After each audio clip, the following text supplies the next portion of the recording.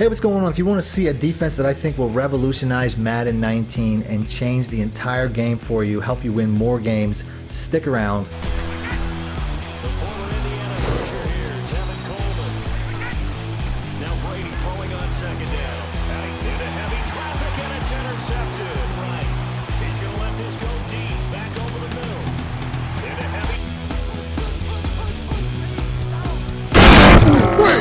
Welcome back, YouTubers and Madden fans. This is Madden Money Shot, sniffing out the Madden cheese as always.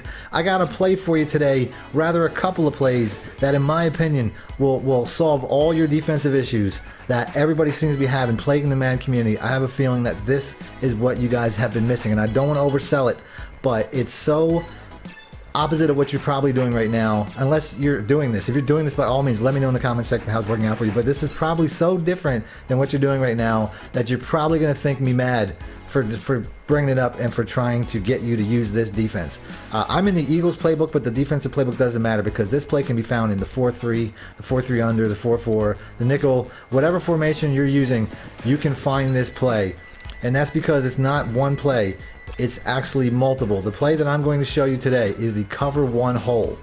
That's right, I'm using man defense, which hasn't been the dominant defense for probably 5 or 6 Maddens. I have a feeling this will be the dominant defense in Madden 19. I'm going to show you. I'm not going to run this play against the computer a bunch of times. I'm not going to do that. That doesn't prove anything. I'm going to show you live gameplay of me using this play and only this play throughout an entire game and shutting people out. I played 3 straight games where I was like, you know what, I was worried to put this play out. I was like, I'm going to prove this to myself first, that this defense is that good. So I went to a draft champions. I said, I'm only going to run this play in cover 2. I used a little bit of cover 2 man, which is right there. I said, I'm only going to run these plays, man covers, the entire game, and see if this works better than zone. And in those 3 games, I gave up a total of 3 points. All 3 of my opponents quit, and they all started using man because of how they saw that my man defense was shutting their shit down so bad that they were like, what is this guy doing? So I'm going to go ahead and I'm going to pick the cover one hole. It doesn't matter the formation. I like this one because of the way the defensive line is spread out. I also like this one because of the way the defensive line and linebackers are spread out. It stops the run really well. But the truth of the matter is, whatever your opponent picks, if they pick 3 wide receivers, you got to match with 3 cornerbacks. If they pick 4 wide receivers, you got to match with 4 wide receivers. You don't want a linebacker on a receiver. That's the only rule to this play. On the offensive side, I know I said match, but I want to show you something out of the gun. So I'm going to go ahead and I'm just going to pick a play out of the gun. The reason that I wanted to show a shotgun play is because one of the bigger issues that this play has is a lot of times the running back isn't lined up properly. I went ahead and I flipped the play there to show you that. If you come out and it looks like this, you got to flip the play right back. You know what I mean? You got to have this guy lined up face to face right over the running back. That's how man coverage is good, when you have that face-to-face look like that. So you're going to need that. If it's the other way around, just flip the play real quick before you make your adjustments. There's not a lot of adjustments either. I'm using this guy, which is perfect for the play. And the only other adjustment I'm going to make is I'm going to put one of my defensive ends into either a curl flat, whether it's like if it's like 3rd and 10 or something, or a hard flat if it's like 3rd and short. You know what I mean? You're just going to match that. And the reason that you're going to do that is because you can't run man just by itself. You need a zone in that area. So on this particular play, because I have 3 receivers on the left side of the field, I'm going to do that adjustment to the side that has the most receivers. You either do it to the side that has the most receivers, or you do it to the side that's the larger portion of the field. If we're in the middle of the field right now, but if we're in the left hash mark, say we were over here where my defensive end is that I'm currently using, we would want to do a curl flat to the other side, to the open side of the field. I didn't mean to do both of them. I messed that up. But you always want to either cover the side that has the most receivers, or if you're, to the open side of the field. The other way would be to the open side of the field. So if the ball was to the left hash mark, you would want to cover this guy to cover the open side of the field, because that's where the most action typically takes place, playing the percentages. Defense is all about playing the percentages. So with that in mind, I am going to use it just like this. Like I said, I typically pinch my line and typically spread my backers because I want to basically create run lanes that are, the only real run lane if this guy holds his edge right, if he holds that shoulder right, blocks, stacks and sheds, he's going to stop any runs to this direction. And since this particular run formation is pretty much only going to have an inside zone, it's going to be effective anyway. So these guys here are just going to basically, they're going to act as blockers. They're going to make sure that that running back is typically just running into his own blockers and leave me free to make plays, or this linebacker to make plays, or I mean runs. Like I said, run stops the run anyway. Man coverage has been stopping the run for a long time very well. Now I also want to point out that you can't necessarily run this the entire game. You can run it like 90% of the game, but there are going to be times you're going to have to switch over to a cover 2. And I typically save these for situations like 3rd and long, 4th and long, and then you probably want a little bit more in the backside. So running cover 2 again, I'm going to leave all these guys to do their business, and then I'm going to bluff blitz or just straight up use the middle with a defensive end. It's that simple. Now, like I said, this here, cover 2, there's certain glitchy plays that cover 2 can cover that cover 1 can't. So as far as cover 1 goes, there are a few things that can beat cover 1. I'm going to just make you aware of them. On the offensive side, I'm going to go with the classic formation that is giving a lot of people trouble right now in the tray wide flex. We're going to go ahead. We're going to do the fake screen. So this play right here, this will give cover 1 some trouble, although I'm still on the defensive side, which is fine because knowing this play, I can easily make an adjustment where I just basically, if I suspect that play coming, I can just do the outside third, and then I could take any one of these faster players and just put them in a middle third, and that'll pretty much change my fortunes. So I'll go ahead and I'll let the offensive team run the ball or run the play. So you can see how simple adjustments, pretty much stride for stride with them, as long as I make a nice user and then I get a pick. It's that simple. One simple adjustment can shut down a play like that.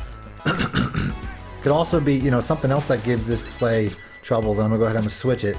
In a regular cover 1 can be just sending Meredith on a streak if he's fast enough. So you need fast corners to do this type of system. As you can see right there, it's not always going to be gone, but there will be times where you're going to get in trouble because the receiver on the opposite side of the field is faster than let me go ahead and switch this up real quick. Is faster than the defender that you have. Speed is really key when it comes to this. But you can see the longer the ball's in the air, the more play on the safety, more time the safety will have to make a play. So, floating the ball up is going to be a problem for this defense. So if anybody's going to get anything, it's going to be bullet passing. You just have to play aggressive and be hitting that receiver, and he's not going to hang on to it. It's that simple. It's that simple to run this defense. And like I said, that's why I used video in the beginning, which is not something I typically do, and I get sacked. That's why I use video in the beginning, which is something I don't typically do, because I wanted to prove the point through actual gameplay. I've been messing around with this for a while, and I just didn't know how to send it. So one more thing we're going to show before we finish this. One more way to stop this fabled tray wide flex fake screen wheel is real simple. Just cheat down a peg. There's 3 wide receivers on that play, so don't match, because matching will typically get like a linebacker on the inside receiver. You don't want to do that. If you cheat down to a dime and just go cover 2 man, which with 4 linemen is not going to get obliterated by the run. So just cheat down, have 4 DBs on the field. If I'm on the defensive side right now, I just pinch the line, and that would handle any inside zone attempts or draws. Pinching that line and using the middle linebacker would easily take care of this play. But now that I have a cornerback on the circle route and on the triangle route, like I said, you got to bullet pass it to get some heat there. You got to bullet pass against this defense, because if you lob it, those safeties will make plays. So I'm going to try, like I said, this is a lob, and the safety just come over and tip pick, easy. So I'm going to try that again. I'm going to try the triangle route. I'm going to try lobbing. I'm going to try bullet passing. Like I said, bullet passing looks tough because there's tight coverage. So bullet pass is not going to work. Lobbing is not going to work. Oh my God, I'm getting sacked. Is not going to work. So there we go. Lobbing it. Going for the lob. Like I said, I'm going to go for this other guy here. Look at that. All over it. Bullet passing won't work because he's too tight of coverage. Lobbing won't work the triangle route because he's just going straight into that safety. Like I said, we're going to lob this one. I might have space, and just there's all over him, just beating the shit out of him. That's it. Hopefully, if I show more video at the end here, I'm not entirely sure. But if you guys want to see more defensive tips, more defensive plays, do me a favor and like button, I'll do that. Other than that, thanks for watching, man. Money shit out. Here this afternoon. Now it's Wilson. He's going to look deep down the field. And it pops free to collect. 2nd and 10 now, Wilson. Rolling to his left. Pressure from his right, and he goes. In striking distance, and to come away with nothing, not a good feeling at all, to put it mildly. Now they can't afford to do that again. On third down, Wilson. He sets to fire deep. And he couldn't hang on. So he's got to drive it low in order to have the distance. On second down, Wilson. Dancing to his left. And Wilson's going to be intercepted a third time.